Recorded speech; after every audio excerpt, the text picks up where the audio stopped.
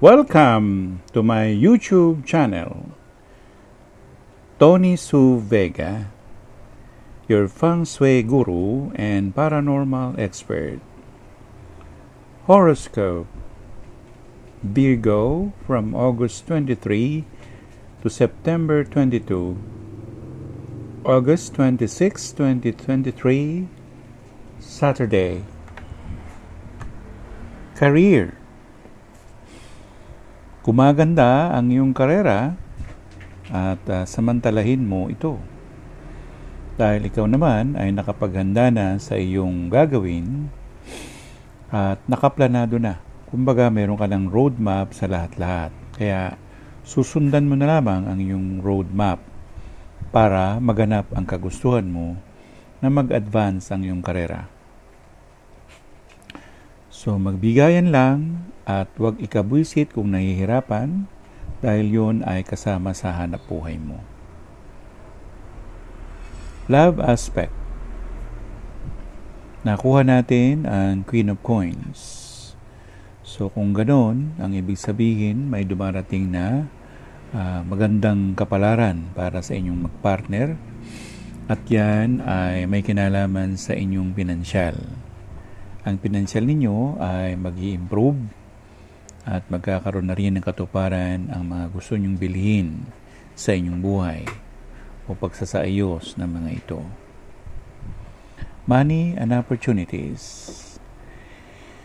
may mga negosyo kang dapat nang itayo kung kaya ng iyong kapital. So kung maliit pa ang iyong kapital, adjust ka sa iyong uri ng negosyo na bubuksan.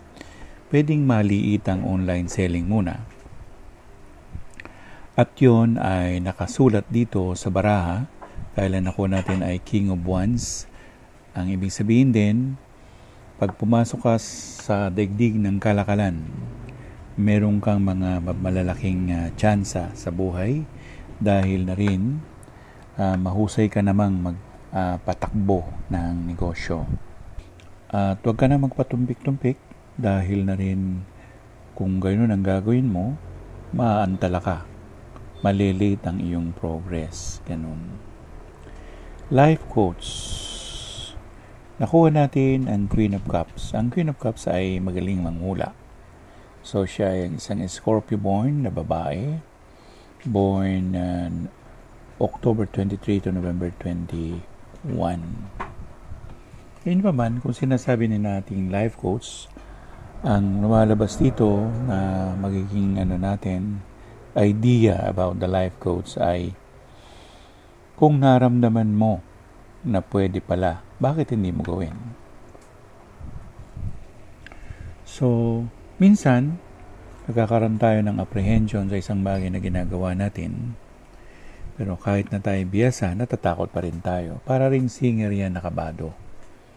So, yung kabadong singer, maaaring magkamali sa lyrics o sa nota at maaaring hindi magustuhan ng kanyang mga audience o mga fans niya.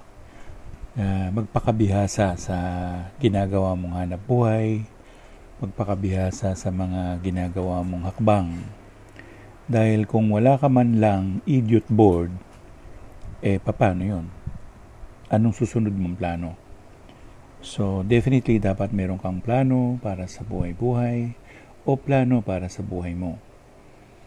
At para ang lahat ay maging bastante o maayos ang pagkakasalansan ng mga ito, subukan mong gamitin ang iyong gut feel. Sapagkat ang iyong gut feel ang magsasabi sa iyo kung tama ba ang iyong pinupuntahan o hindi.